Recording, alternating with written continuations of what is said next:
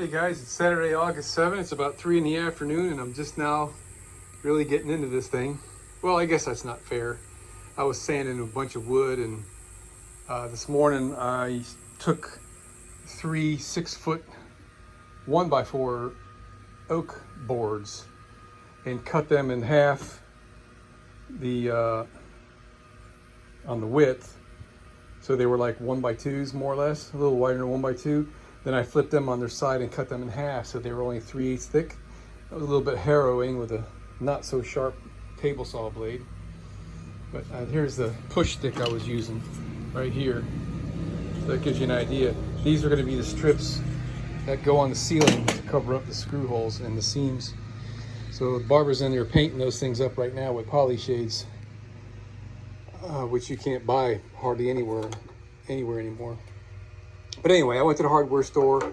They had it's Val something or other, Valspar, I forget the name of it, Rust-Oleum product that you can't buy just about anywhere. But anyway, I'm back on this manifold, and I had a T, just a plain old 3/4 T, but I went and bought a 3/4 T that had 1/2 inch thread on it. So I got this street elbow and this adapter, and this guy's what the hose is going to go on, and that's going to go right here. And then up on the vent I had this 1 inch to 3/4 T, and I was looking for a 3/4 to 1/4 threaded bushing, and evidently they don't make that, or they didn't have it. But I bought a plug and I drilled and threaded it to 1/4 pipe, so that'll fit there, and this will go in there. So this will be on the top facing downward. All right, and that'll be glued into this. This is the vent on the tank, and this will be the top of my sight gauge. This will be the bottom of the sight gauge, and I think we're going to be all set with that. Probably the piece that I cut off of here to put this T in is going to be a little bit longer than I need. Luckily, I left myself plenty of space on this end, so let's just see how that goes. I'm going to lob this off at about 3/4 of an inch so I can glue this in. Then I'll glue the nipple in there, and you'll see what I mean. Okay, man, I got this. It's all built up, and that's as short as that can go, so it's just going to have to fit to the tank. Pretty sure it'll be fine. This goes here, right? With that rubber hose, that clear plastic hose. So this is all glued up and puttied up, or whatever you want to call it, thread sealed up, ready to go. And so is this. This I had to do twice. I can't believe I was actually able to save this. I glued this T to this elbow, to the elbow that goes there, and realized after I glued it, once it's glued together, this would not be able to spin around because this would hit the tank. So I chucked this thing up in the lathe. You can see all the filings there. I think there's still, yeah. So basically what I did is I cut this off with a hacksaw on the piece that was glued, and put it up in the lathe, and I cut this off, and then I bored it out until I got to the original size back. And that's actually this side here. So now what we're going to do, instead of a glue slip, we're going to use this threaded one, so we can thread this into the tank first, and then we'll be able to thread this and spin this around to tighten that. So that's overcome. So this is all ready to rock. Got my thread sealer. It's raining like crazy. At least it's cooled off. I was really hot there a little while ago. So the next thing I want to do is, I had another epiphany. I think the fix for this is to put in a piece of 1/2 inch PVC pipe, just straight pipe, and glue it in here 24 inches long or whatever it is to reach the other side of my tank, and put a bend in the pipe, heat up and bend it. And then when we tighten this in, tighten this to the point where that bend is down there touching on the bottom of the tank. I think that's going to be the easiest and simplest and most secure way of doing that. But I got to find some 1/2-inch PVC pipe. That looks like some 1-inch up in there. I already checked this corner. I got to go look in the shed, and I don't feel like getting rained on. So we're going to just take a little break. Or maybe we can make a mad dash. We can install this. Oh, I gotta do these with the thread sealant. So I can do that now. Oh, that cool air feels great. And I also got to make a saddle for this, so I could put 2 screws and screw this thing down to the floor at the equal height and just secure this thing. So I can work on that. All right, cool. All right, so here's what we got. We bored this thing out and got it ready to glue to 1/2-inch PVC pipe. I heated this thing up and put a bend in it. Let's see if I can show you. Okay. So that should be, I mean, I just approximated this.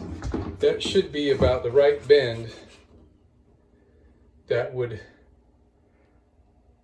put this at the end and the bottom of the tank. If we look at the length, it's probably going to be, you know, like that far from the end, which I think this is going to work. So what I'm going to do now, sorry about that, I'm going to screw this guy in there and tighten it. I should do it with thread sealant, but it looks like it's going to go all the way frickin' in there anyway. And then I'm going to mark where tight is on the top of this fitting with a Sharpie. Then I'm going to glue this in there and take this thing out and glue this piece into this piece. Then I can reinstall this with a thread sealant, put it in exactly the right spot that it needs to go. Bada bing, we're done. All right, we're getting closer by the minute here.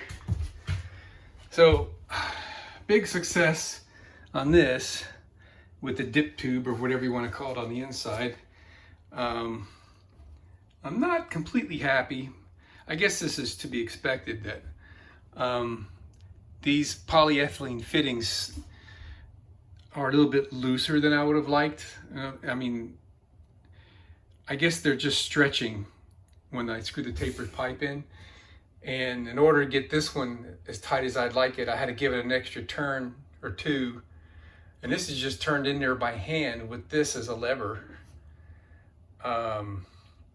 And since it's screwed all the way down, which I didn't compensate for, I'm now gonna have to lower this about 1/4 inch to make room for the hose to go onto there. I mean, this is just like, it's just barely touching right there. Which is no big deal. I mean, I've got the space for it down there. It's just a little unnerving that these don't fit a little bit tighter than they do, because I don't want not one drop to leak out of this. So, I mean, it's not the one at the top I'm so worried about, it's the one at the bottom. I mean, I screwed it all the way in there until it pretty much bottomed out in the fitting. So anyway, let's see how this is gonna go now. I wanted this right in the middle of these two. And so now this guy here, I gotta shorten it up a little bit, no biggie, right? And that's the beauty of using something like this that slips on there. So it's all good so far anyway. Guess the next thing I need to do is make this saddle and then put these fittings in here with thread sealant, which I'm almost out of my True Blue or whatever it's called, this stuff. True Blue, yeah. Vibration resistant. This is good stuff. I mean, it's really, really thick. I went to buy some more of it in the store the other day, and I saw the same can, but when I opened it up, the stuff seemed kind of runny. So I guess this is just thickened up over time. Oh well, right? I think I have enough left in here to finish that up. I mean, I can feel it's kind of heavy at the bottom. And we'll just leave that right there for now. Looks great. All right, let me show you how I did this. So I don't even know if it's right, but I'm hoping it is. So I got a piece of 3/4 inch oak board, scrap piece, and I calculated that I wanted 7/8. Oh, we can check it now, right? I wanted 7/8 of an inch from the bottom of the hole to the floor.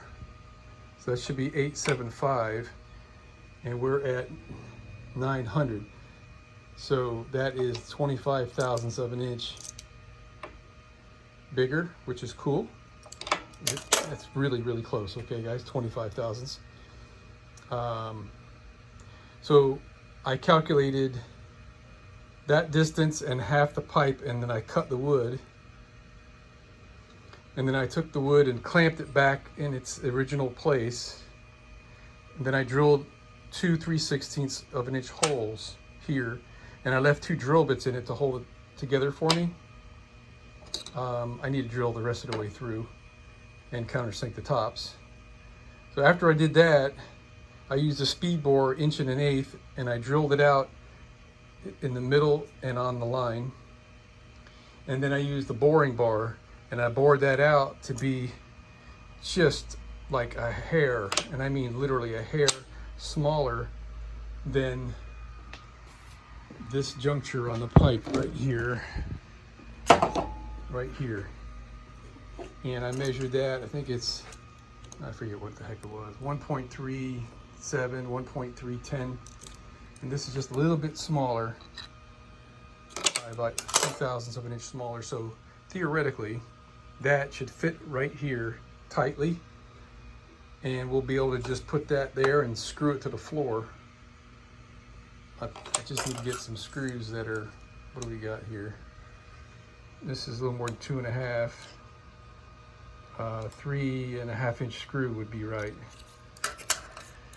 So I'm gonna put this in the drill or drill press. Probably drill would be safer, and finish drilling these holes. And then we're gonna give it a test fit. Hello, gang. It's Sunday, it's August 8th, and we're putting the finishing touches up on this. So we got this installed, and this is nice and solid now. I mean, I could probably force this to move, but it's pretty tight. Got this installed and tight. Everything's tight, ready to go here. I just got done installing this diagonal bracket here on the filter. So now it really is a bracket built for an RV. So we're getting ready to start hooking up these smaller hoses here. And so here's the leftover piece of this garden hose that I cut up. And it's interesting, it doesn't have the pressure rating on it, but I do remember on the package it was way higher than I'm ever gonna see here. So we're gonna start cutting pieces of this and fitting it. And we've got these spring clamps, which are awesome. When you put these on, I mean, they're a bit of a pain to work with versus a screw clamp. But once you get this on, they continually tighten. So if the plastic hose starts to yield over time, you don't get a leak. This will just keep on tightening down further and further. And I mean, these, I can't even move it with my hand. Those are really solid. So we're gonna start that installation. And once we get all that installed, I mean, like the only thing left in here, oh, I gotta put this on, but that's gonna be easy peasy. I've already lowered this about 1/2 inch. You can just see the other holes peeking through there. So this now has room for that hose to go there. Sight gauge is already on there. I got no clamps on this, but that was really tight on there. So I don't think I'm gonna have a problem with that at all. All right, let me get this thing put together. All right, this will be worth showing. Here's an antique pair of pliers from Crescent, I guess it is. Crescent Tool Company.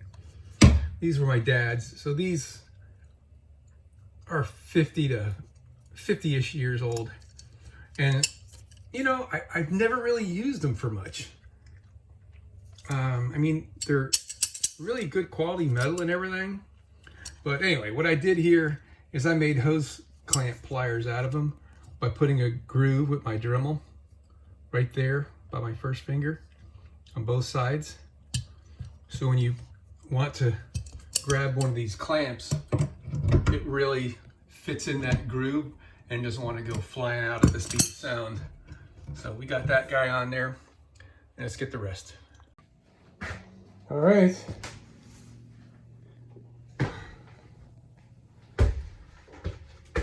We're in there.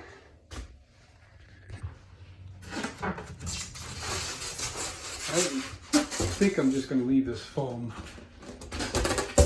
like that, loose. So we're screwed in here. The bottom of this piece is screwed to the floor. That aluminum angle down there is screwed to the floor. I've had that done for months. And I got to put screws into the side. Right now I got two, one at each end just to hold it in place. So we got screws across the bottom. I got 3 in place, but it's all drilled and countersunk and everything. And then we got, you know, these guys in here. Those are 3/4 inch screws, so they won't come through the other side. And even if they came through a little bit, I've got 3/4 inch foam before the tank. And over there we got the same thing in the corner. It's just a piece of aluminum angle, so the tank can't move. The top here is not really secure, but I don't think it's an issue.